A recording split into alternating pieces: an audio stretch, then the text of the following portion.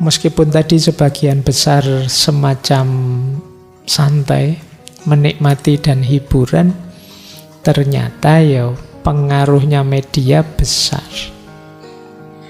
Ada pengaruh kognitif, ada pengaruh afektif, ada pengaruh behavioral.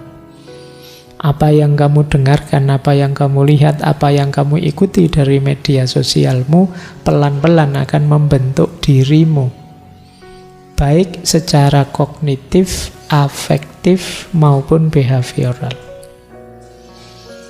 Jadi, ya seperti kemarin loh, misalnya kalian terbiasa mendengarkan yang horor-horor misalnya.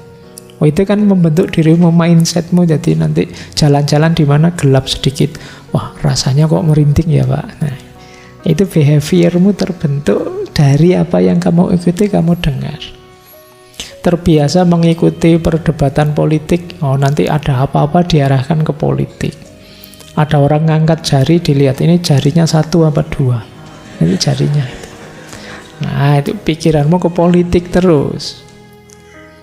Nah, jadi jangan dikira meskipun hanya santai-santai untuk menghabiskan waktu saja tidak berpengaruh padamu. Pasti ada pengaruhnya. Itu makanya ya kamu juga harus mulai ngukur, mulai hati-hati. Ada efek kognitif. Efek kognitif itu ya sifatnya informatif saja. Informasi apa yang kamu inputkan dalam kepalamu dari media massa, tentang apa saja, sifatnya informatif. Kemudian ada efek afektif. Afeksi itu efek rasa. Ketika kalian mendengarkan atau mengikuti, membaca, melihat media massa, yang kamu rasakan apa? Itu kalau di teori afeksi itu ada setidaknya 4 hal yang berpengaruh. Yang pertama suasana emosional, yang kedua skema kognitif, yang ketiga situasi terpaan, yang keempat predisposisi individu. Ini teori beneran dari dunia media ya. Yang pertama situasi emosional. Ketika kalian mengikuti media, situasi emosional menentukan apa yang kamu rasakan. Misalnya kalian orangnya mudah tersentuh, mudah terharu, agak cengeng. Nonton film drama, pola Korea, apa India, apa yang romantis-romantis, dramatis. Nah, itu nonton sebentar kamu sudah nangis, tidak karu-karuan. Wah, kayak orang habis apa itu. Itu situasi emosional. Tapi kalau kamu pas jengkel, ya nonton mesra-mesraan, romantis-romantisan, ya paling kamu bilangnya, ngapain itu, tidak masuk akal itu. Kamu misalnya begitu, alah bucin amat, gitu aja. Itu situasi emosional menentukan. Jadi yang lain kagum, kamu malah tersinggung misalnya. Itu situasi emosional. Kemudian skema kognitif. Skema kognitif itu pola-pola berpikirmu, itu juga menentukan. Kalian misalnya nonton film yang isinya ngeri-ngeri, sadis-sadis, kasihan-kasihan. Tapi kan kamu tahan nontonnya. Kenapa? Kamu tahu bahwa nanti akhirnya happy ending. Nah, itu namanya situasi kognitifmu. Ada skema kognitif, kamu ngerti. Jadi misalnya ada orang dipukuli sampai bonyok semua misalnya, terus enggak apa-apa, itu cuma acting pura-pura. Itu tenang saja nanti. Itu kan kognisimu yang bilang begitu. Jadi juga menentukan. Jadi pikiranmu menentukan rasamu ketika berinteraksi dengan media. Kamu sedang senang, sedang bahagia, dengan kamu sedang jengkel, sedih, banyak masalah. Terus kamu baca berita tentang pemilu misalnya. Itu coba kamu rasakan bedanya.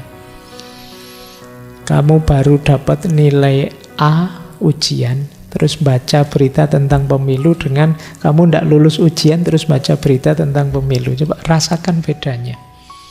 Akan jauh berbeda. Suasana emosi. Skema kognitif itu polanya. Kalau situasi terpaan itu kondisi sekelilingmu.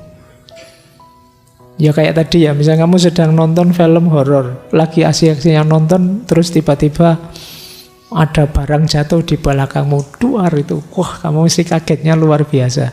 Kamu anggap rumahmu juga banyak hantunya. Itu namanya situasi terpaan. Baru seneng-senengnya nonton drakor yang romantis-romantis, begitu masuk kuliah, ada teman kok kedip-kedip padaku ya. Wah, ini jatuh cinta dia mesti padaku ini. Loh, kan senyum-senyum lagi. Wah, itu terus kamu GR luar biasa. Itu namanya situasi terpaan. Kamu baru nonton itu masalahnya, gitu loh.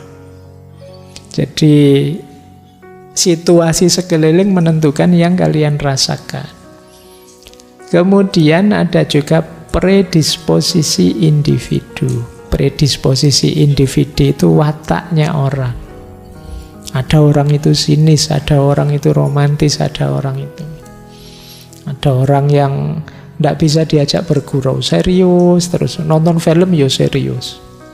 Nonton film bunuh-bunuhan misalnya, tiba-tiba dia teriak-teriak, Allah itu bohongan, tidak mati beneran. Iya, semua juga ngerti ya, ngapain tidak teriak-teriak begitu. Ya biasa saja, ngapa. Ya memang film. Nah, ini namanya predisposisi. Tapi ya memang ada orang yang seperti itu modelnya.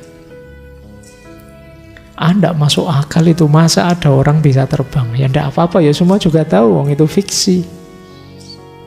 Nah, ini predisposisi. Jadi media juga ada efek afeksinya, yang itu dipengaruhi oleh suasana emosi, skema kognisi, situasi terpaan, dan juga predisposisi.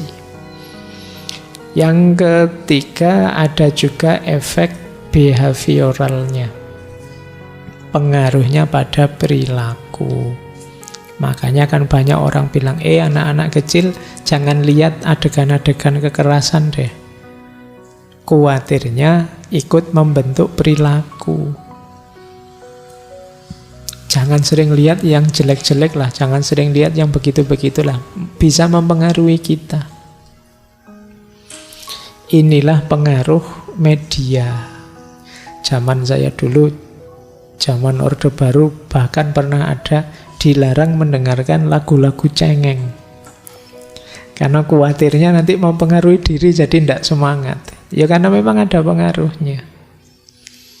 Meskipun saya juga tidak tahu lagu cengeng itu yang kayak gimana kategorinya. Karena mungkin cengeng bagi kamu tapi indah bagi saya, bisa saja begitu.